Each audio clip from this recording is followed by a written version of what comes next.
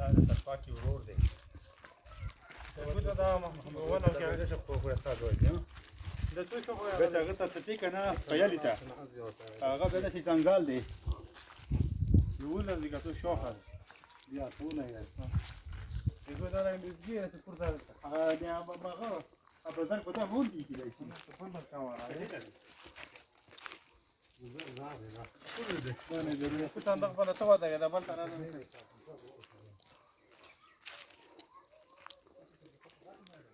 شو ترى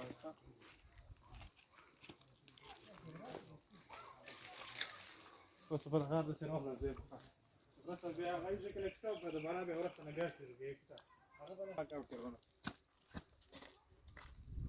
ګور خلک یې ګور دی دا